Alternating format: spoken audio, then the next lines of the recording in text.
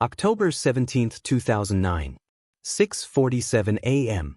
Holly Crain laces up her Nike running shoes and steps out into the warm Hawaiian morning. She's 25 years old. In less than 5 hours, she'll be reported missing. In 10 years, her husband will be arrested for her murder. But right now, she's just jogging.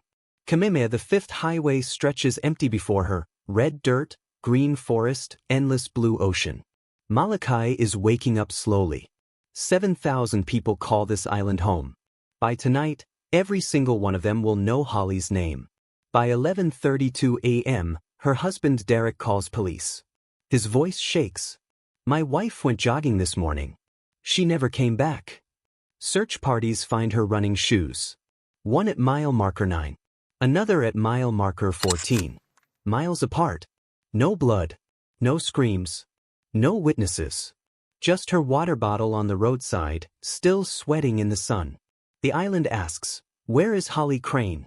But the real question, the one that will take 10 years to answer, is this: why did the man who seemed most desperate to find her turn out to be the one who made absolutely certain she would never be found? Before we uncover what happened, if you're intrigued by this case, hit that subscribe button and let us know in the comments. Where in the world are you watching from? Now, let's go back to the beginning. To understand what happened on that October morning, you need to understand Holly. And you need to understand Molokai. Holly Marie Crain moved to Molokai in the spring of 2007. She was 23, fresh out of UC Santa Barbara with a degree in marine biology. California had been her whole life, beaches and freeways and endless noise. She wanted something different, something quiet, something real. Molokai gave her that. The friendly all they call it. The island time forgot. No resorts. No stoplights. No chain restaurants. Just 5,300 square miles of untouched Hawaii where locals still fish with throw nets and everyone knows everyone's grandmother. The kind of place where you don't lock your doors. Where your neighbor brings you fresh papaya without being asked. Holly fell in love with it immediately. She took a job as a research assistant with the Molokai Marine Conservation Program, cataloging coral reef health along the South Shore. Long days in the sun. Hands perpetually stained with salt. She'd call her mother in California every Sunday and say the same thing, "Mom, I'm finally home." In 2008, she met Derek Crain at a friend's barbecue in Oahu. He was 28, broad-shouldered, easy smile. Worked construction contracts between islands. They married 4 months later in a small ceremony on Papohaku Beach. Holly wore a simple white dress and plumeria in her hair. Friends described them as happy and loved building a life. But by the summer of 2009, something had shifted. Holly's co-worker, Jennifer Akana, noticed it first. She seemed distracted, distant. She'd take these really long lunch breaks, just staring at the ocean. Another friend remembered Holly saying something strange in September. "Have you ever felt like you're living the wrong life?" Holly had always been a runner. Every morning, 6:30 without fail, she'd tie up her Nikes and disappear down Kamehameha Highway for an hour. Running cleared her head, she said. Made her feel free. On October 17, 2009, she went running. She never came back. And the island that had felt like paradise suddenly felt very, very small. Let's reconstruct Holly's final morning. Minute by minute. 6:15 a.m. Derek Crain later tells police he woke briefly, kissed Holly goodbye as she tied her shoelaces in the bedroom. He says she was wearing black running shorts, a gray tank top, her hair pulled back. She grabbed her phone and water bottle. The door clicked shut behind her. Derek says he went back to sleep. 6:47 a.m. Mrs. Kalani Makani, a neighbor 3 houses down, is watering her orchids. She sees Holly jogging east on Kamehameha Highway, heading toward the less populated end of the island. "She waved at me," Mrs. Makani would later tell police. "Same as every morning. She looked normal. Happy even." That's the last confirmed sighting. 7:23 a.m. Holly's cell phone pings a tower near mile marker 12. The signal is strong. Active. Then, nothing. The phone goes dark. No more pings. No more data. It's as if someone turned it off. Or someone threw it into the ocean. 8:45 a.m. Derek claims this is when he fully woke up. He notices Holly isn't home. Odd, but not alarming. Sometimes she stopped for coffee at Kamehameha Bakery after her run. He texts her, "Where are you?" No response. 9:30 a.m. Derek tries calling. Straight to voicemail. He calls again. And again. 10:15 a.m. Derek drives Holly's usual route in his truck, windows down, shouting her name. Nothing. 11:32 a.m. Derek calls Maui County Police Department. The dispatcher hears the panic in his voice. "My wife went jogging this morning. She always comes back by 8. It's been 5 hours. Something's wrong. Something's really wrong." By noon, officers are on the ground. By 2 p.m., volunteers are combing the highway. By sunset, a helicopter circles overhead, searchlights cutting through the forest. By midnight, the Coast Guard is searching the cliffs. And by morning, they find the first clue. Mile marker 9. Holly's left running shoe. Sitting on the shoulder of the road, perfectly visible. No sign of struggle. Just the shoe. Then, 3 miles east at mile marker 14, they find the right shoe. Tucked partially under a bush, as if it had been kicked off mid-stride. The discovery splits the investigation wide open. Why were her shoes so far apart? Did she run 14 miles before something happened? Or did someone move them? And here's the detail that will haunt Detective Leilani Makoa for years. The shoe at mile marker 14 looked placed. Not dropped. Not lost in a struggle. Placed. As if someone wanted it to be found there. Within 24 hours, nearly everyone on Molokai joins the search. This is what small communities do. When one of their own goes missing, you drop everything. Teachers cancel classes. Fishermen leave their boats. Retirees, teenagers, off-duty cops. Everyone forms search lines and walks into the forest calling Holly's name. The terrain is brutal. Thick kiawe forests with thorns that rip skin. Volcanic rock formations hiding caves and crevices. Cliffs that drop 200 feet into churning ocean. If Holly fell, if she was hurt, if she was hiding, finding her would be nearly impossible. But they search anyway. Derek is everywhere. Handing out flyers with Holly's face printed in the center. Organizing grid searches. Giving tearful interviews to local news stations, his voice cracking. "I just want my wife home. Please, if anyone knows anything." He becomes the face of the tragedy. Police focus on 3 main theories. Theory 1. Abduction by an outsider. But Molokai isn't exactly a hub for violent crime. Strangers stand out. The ferry logs and small airport records show no suspicious arrivals. Dead end. Theory 2. Accidental fall or drowning. The cliffs are dangerous, the currents unpredictable. But search and rescue finds no blood, no torn clothing, no body. After a week, it's clear, if Holly went into the ocean, she's not washing ashore. Theory 3. Voluntary disappearance. Maybe Holly walked away from her life. But she left everything, wallet, keys, laptop, all her clothes. Her bank account untouched. Her passport in a drawer. Detective Leilani Makoa, lead investigator, doesn't buy any of it. She interviews Derek multiple times. His story is consistent, but something nags at her. Small things. He says Holly left at 6:15, but earlier he'd said 6:30. He says she took her headphones, but they're found plugged into her laptop at home. He says he woke at 8:45, but his phone shows activity at 7:52. Minor inconsistencies. Explainable, maybe. Memory under stress gets fuzzy. But Makoa's instincts scream. Still, the community rallies around Derek. He's devastated, one volunteer says. You can see it in his eyes. That man loved his wife. The search continues for 3 weeks. Then a month. Then 2. No Holly. No answers. Just an island holding its breath. By December 2009, the search has officially scaled back. No body. No new leads. Hope is fading. And that's when the whispers start. In small communities, secrets are currency. And Molokai is talking. Someone mentions seeing Holly having coffee with Marcus Kane at Paddler's Restaurant. Once in July. Again in August. Too much eye contact.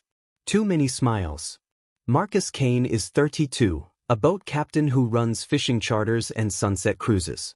Single. Handsome in that weathered, ocean-worn way. He's lived on Molokai his whole life. At first, people dismiss it. Holly was friendly with everyone. But then more stories surface. A woman who works at the post office remembers Holly mailing a letter in late September.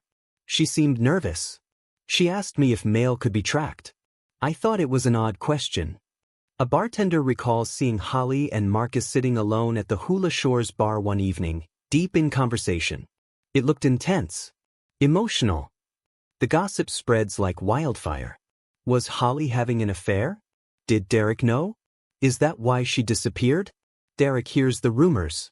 At a candlelight vigil in early January, a reporter asks him point blank, "There are reports your wife was friendly with another man. Can you comment?" Derek's face hardens. "My wife didn't run away. Someone took her. And you people are more interested in destroying her reputation than finding her." He storms off. Stops doing interviews. Detective Makoa, meanwhile, quietly investigates Marcus Kane. She brings him in for questioning. He's cooperative. Nervous, but cooperative. "Holly and I were friends," he admits. "We talk sometimes. About life. About the ocean. That's it. Just friends." Marcus hesitates. "She was unhappy in her marriage. She told me that. But it was never physical." His alibi for October 17th checks out. He was offshore on a charter fishing trip with 4 tourists from Japan. They confirm it. Receipts, photos, everything. Marcus Kane isn't the answer. But the damage is done. Holly's memory is now tangled with speculation. Some defend her. She was kind, just lonely. Others judge. She was playing with fire. Holly's mother, Susan Crain, flies in from California. At a press conference, she pleads directly into the camera, tears streaming. "My daughter is not a headline. She's a person. Someone knows something. Please, help us bring her home." But no one comes forward. And the case begins to go cold. Detective Leilani Makoa can't let it go. She's been a cop for 17 years. Worked dozens of cases. But Holly Crain gets under her skin. Maybe it's the lack of closure. Maybe it's the shoes placed miles apart. Maybe it's the way Derek's grief feels rehearsed. She reviews every second of Derek's interviews. Watches his body language. The way he pauses before answering. The way he touches his wedding ring when he talks about Holly. The way his eyes don't quite match his tears. She pulls phone records. Derek called Holly 11 times between 8:45 a.m. and 11:30 a.m. on October 17th. That's a lot. Why so many calls if he assumed she was just running late? Makoa digs deeper. She re-interviews neighbors. One finally admits something they held back before. "I heard them arguing the night before Holly disappeared. October 16th, around 10 p.m. It was loud. I heard Derek shout something like, 'How could you?' and Holly crying." That's motive territory. Makoa gets a warrant to search the Crain home in March 2010. She's looking for anything: blood, signs of struggle, hidden evidence. She finds Holly's journal. It's tucked in a drawer beneath sweaters. The entries are sporadic, but the last few from September 2009 are devastating. "I don't know how to tell him I've been unhappy. I don't know if I love him anymore. Marcus makes me feel seen. Derek makes me feel invisible. I think I have to leave. I think I have to be honest. I'm so scared." Makoa's pulse quickens. This is it. Holly was planning to leave Derek. Maybe she told him. Maybe he snapped. But there's no smoking gun. No confession. No body. She brings Derek in for another interview. This time he shows up with a lawyer. "My client has cooperated fully," the lawyer says. "He's grieving. He's answered your questions. Unless you have evidence of a crime, we're done here." Makoa pushes. "Derek, did you and Holly argue on October 16th? The lawyer interjects. "Don't answer that." "Did you know about Marcus Kane?" "Don't answer that." Derek stays silent. But his jaw tightens. Makoa tries one more angle. "Derek, would you be willing to take a polygraph?" The lawyer stands. "Absolutely not. This interview is over. The media gets wind. Headlines read, "Husband of missing woman refuses polygraph." Public opinion shifts. Online forums dissect Derek's every move. Suspicion hardens into certainty for many. But suspicion isn't evidence. Makoa obsesses. She walks Holly's jogging route every weekend. She searches databases. She re-interviews Marcus Kane 3 more times. Nothing breaks. And slowly, agonizingly, the case stalls. Detective Makoa has a theory: Derek killed Holly. But without a body, without physical evidence, she's powerless. 2010 becomes 2011.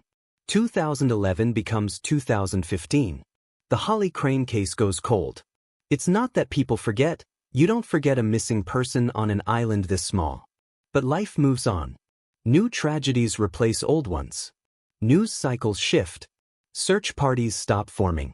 In 2016, Holly is declared legally dead. 7 years missing. Presumed deceased under Hawaiian law. Susan Crain holds a memorial service in California. There's no body to bury, so they plant a tree in Holly's memory at a park in Santa Barbara. The plaque reads, Holly Marie Crain, 1984 to 2009. Forever in our hearts. Derek Crain moves on faster than anyone expects. In 2014, just 5 years after Holly's disappearance, he remarries. A woman named Jennifer, a dental hygienist from Honolulu. They have a small wedding. Derek leaves Molokai entirely, settles in the city, starts a new construction business. Some see it as moving on. Others see it as guilt buried under a fresh start. Detective Leilani Makoa retires in 2015. She's 58, exhausted, haunted by the cases she couldn't close. Holly's face is on the wall of her home office. The one that got away, she tells friends. Marcus Kane leaves Molokai too. The rumors destroyed his reputation. Tourists stopped booking his charters. Locals whispered. In 2012, he relocates to Maui, starts over. He never speaks about Holly publicly. For the Crain family, the years are purgatory.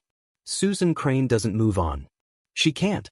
She hires private investigators in 2011, 2013, and 2017. They all come back with the same answer. Without new evidence, the case is unsolvable. She maintains a Facebook page, Find Holly Crain. 400 followers. She posts updates on what would have been Holly's birthday.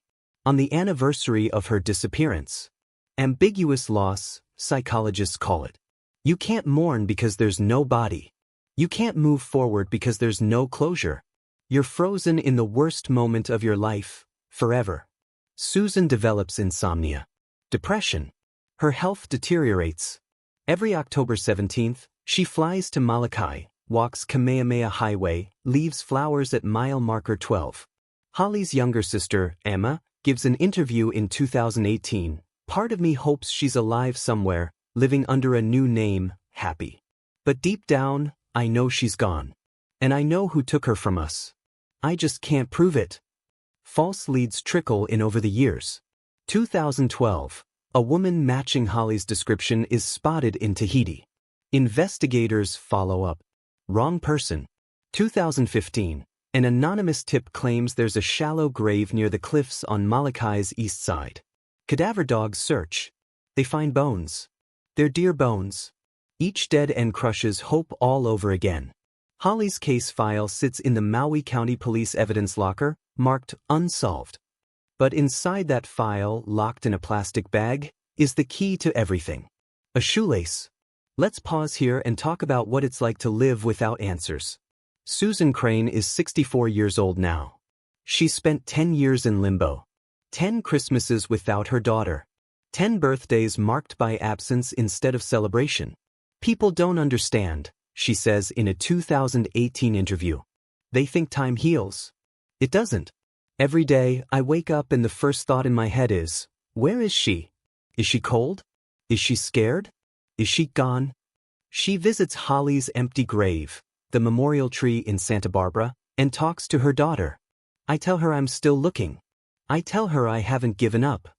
Susan never believes in Derek's innocence. Not for a second. But belief isn't evidence. Holly's sister, Emma, tries to move forward. She gets married in 2016, has a baby in 2017. But Holly's absence haunts every milestone. At my wedding, I left an empty chair for her in the front row, Emma says. I know it sounds silly, but I needed her there somehow. The psychological toll is immeasurable. Studies show that families of the missing suffer higher rates of PTSD, depression, and anxiety than families who've lost loved ones to confirmed death. Closure, even tragic closure, allows grief to begin. Without it, you're stuck. Susan joins advocacy groups for families of the missing. She pushes for more funding for cold case units, for updated DNA testing, for anything that might bring answers to families like hers. Every year, on October 17th, she posts the same message on Facebook. Holly, if you're out there, we love you. If someone knows what happened, please come forward. We need to bring her home. 400 people see it. Some leave heart emojis. Some comment, still praying. But no one comes forward. For 10 years, Susan Crain prays for a miracle. She never imagines it will come from a shoelace tucked in an evidence bag, waiting for technology to catch up to truth. But that's exactly what happens. 10 years after Holly vanished, Maui County Police Department launches a cold case initiative. Advances in DNA technology, phenotyping, genealogical databases, touch DNA extraction, have revolutionized forensic science.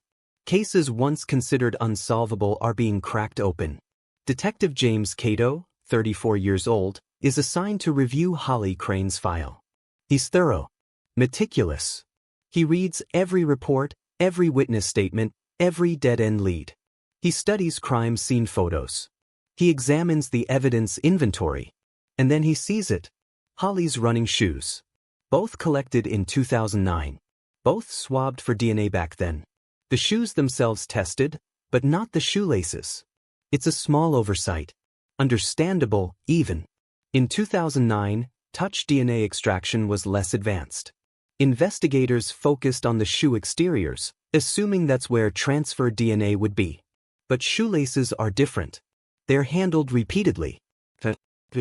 They hold DNA beautifully. Detective Cato pulls the shoes from evidence. The laces are still intact, sealed in plastic bags. He sends them to Othram Labs, a private facility in Texas specializing in advanced DNA extraction. Weeks pass. Then the results come back. Male DNA. Degraded but recoverable. The profile is partial but usable. It's not Holly's DNA. It's not Marcus Kane's. They tested him back in 2009 for elimination purposes. Cato runs the profile through CODIS, the FBI's national DNA database. No match. But 2019 isn't 2009. Forensic genealogy has exploded. Websites like GeneMatch allow law enforcement to upload DNA profiles and search for familial matches among millions of users who've submitted their genetic data. It's the same technique that caught the Golden State Killer. Cato uploads the profile. And waits. 3 weeks later, GeneMatch returns a hit. The DNA from Holly's shoelace matches a distant relative, a third cousin, who submitted their DNA to the site for ancestry research. Cato builds a family tree. Works backward through generations. Narrows the branches. And lands on a name. Derek Crain. Cato's blood runs cold. He pulls Derek's DNA profile from the 2009 investigation. Back then, Derek voluntarily provided a sample for elimination purposes, to rule himself out as a suspect if any unknown DNA was found. Cato orders a direct comparison. The lab confirms it. The DNA on Holly's shoelace belongs to Derek Crain. Cato sits in his office, staring at the report. Derek's DNA. On his wife's shoelace. On the shoe found at mile marker 14 miles from where he claimed she disappeared. The implications are staggering. Derek didn't just kill Holly. He staged the crime scene. He planted her shoes to make it look like she vanished farther along her jogging route. To create confusion. To misdirect investigators. And for 10 years it worked. But touch DNA doesn't lie.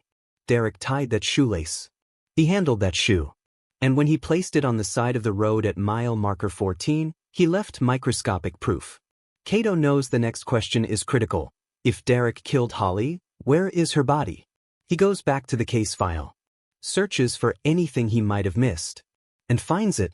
Property records. November 2009.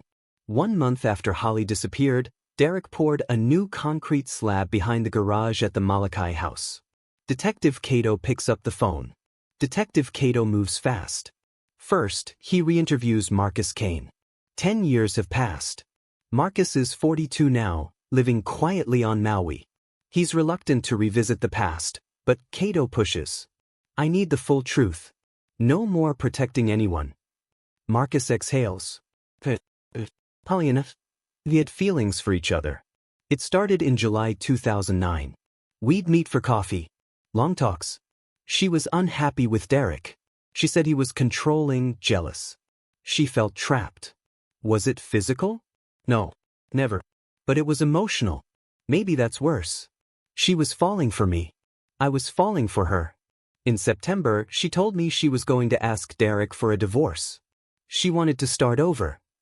Did Derek know? I think so. Holly said he'd been acting strange. Checking her phone. Following her. She was scared of how he'd react. Kato presses. Did Holly ever mention feeling threatened? Marcus nods slowly. Once. In early October. She said, if something happens to me, promise you'll tell the truth. I thought she was being dramatic. I told her everything would be okay. His voice cracks. I should have taken her seriously. Kato thanks him, then pulls Derek's financials from 2009 and finds the smoking gun. July 2009, just weeks after Holly and Marcus began their emotional affair, Derek took out a $500,000 life insurance policy on Holly. The application lists him as sole beneficiary. Motive. Clear as daylight. Derek suspected Holly was cheating. He knew she wanted out. And he made plans.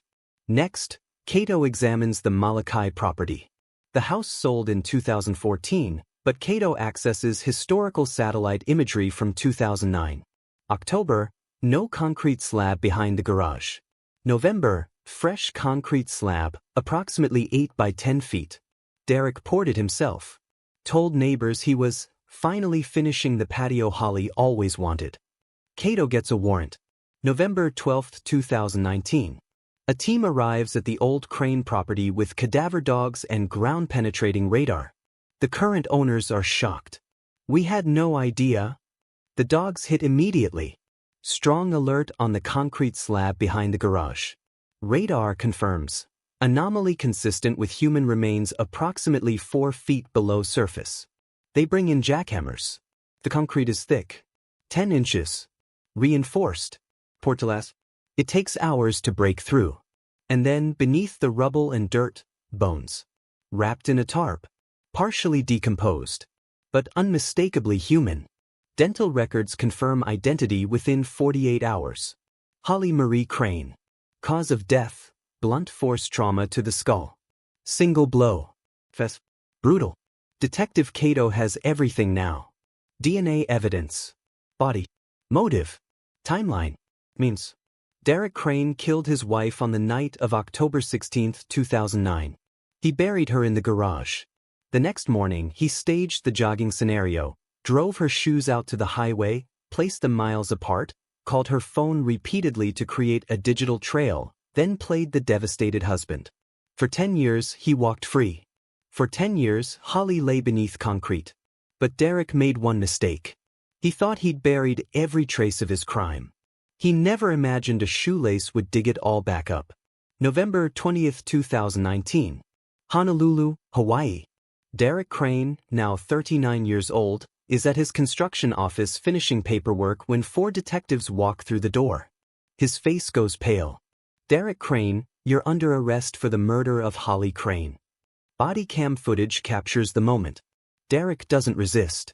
Doesn't run. He just nods slowly as if he's been expecting this for a decade. As they cuff him, he mutters under his breath, I knew this day would come. At the station, Derek initially invokes his right to remain silent. Sits across from Detective Kato with his lawyer, stone-faced, arms crossed. But then Kato lays it out. We found Holly. She was under the concrete slab you poured in November 2009. We have your DNA on her shoelace. We know about the life insurance policy. We know about Marcus Kane. We know you killed her. Derek's face crumbles. His lawyer whispers, "Don't say anything."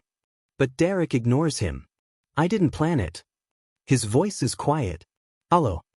You have to understand. I loved her. I loved her so much." Kato stays silent. Lets him talk. "She told me on October 16th. We were in the kitchen. He just said it. I don't love you anymore. I want a divorce." Just like that. 10 years of marriage, gone in one sentence. Derek's hands shake. "I asked her if there was someone else. She didn't answer. That's when I knew. I asked if it was Marcus. She started crying.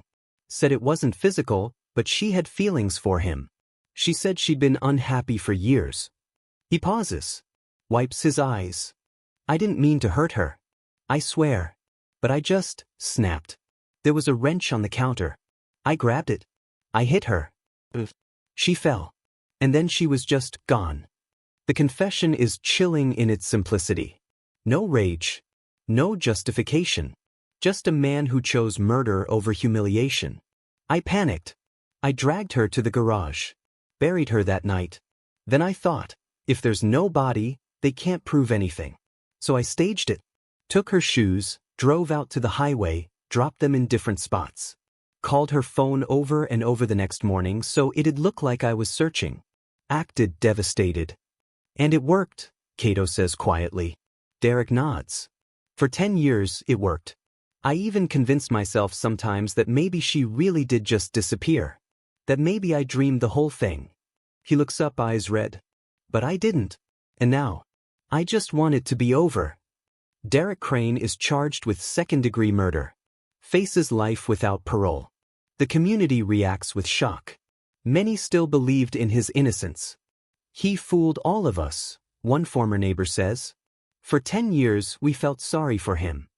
March 2020. Derek Crain pleads guilty to second-degree murder as part of a plea agreement. Life in prison without possibility of parole. At sentencing, Susan Crain takes the stand to deliver her victim impact statement. She's frail now. 10 years of grief have aged her. But her voice is steady. "You stole my daughter.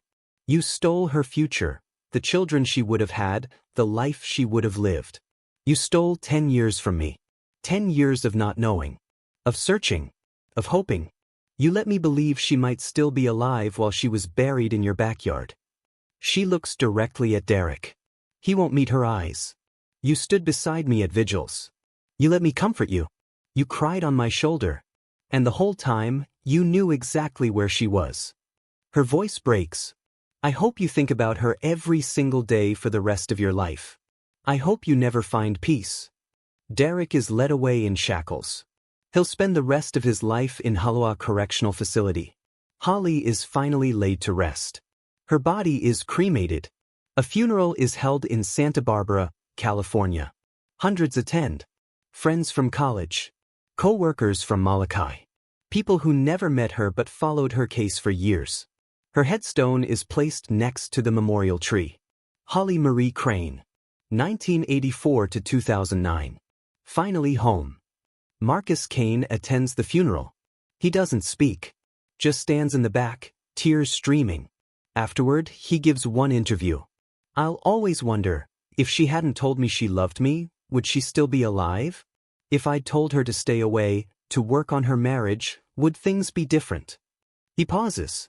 "I know it's not my fault, but I can't help feeling like I played a part in what happened." The case has ripple effects. Molokai struggles with the revelation. How did they miss it? How did a killer live among them, accepted, comforted, trusted? Detective Kato reflects, cold cases aren't unsolvable. They're just waiting for the right technology, the right detective, the right question. Holly waited 10 years. But justice finally found her. Maui County Police reinvestigate 12 other cold cases using DNA phenotyping. 3 are solved within a year. Holly's case becomes a teaching example in forensic academies. The shoelace that changed everything. On October 17, 2021, 12 years after Holly disappeared, Susan Crain returns to Molokai one final time. She walks Kamehameha Highway. Mile marker 12. The place Holly's phone last pinged. The ocean is calm. The air smells like plumeria. Susan stands there for a long time, just breathing. Then she whispers, "You're free now, baby. You're finally free." Holly Crain ran every morning to feel free. In the end, it was a shoelace, the smallest detail, that finally set the truth free.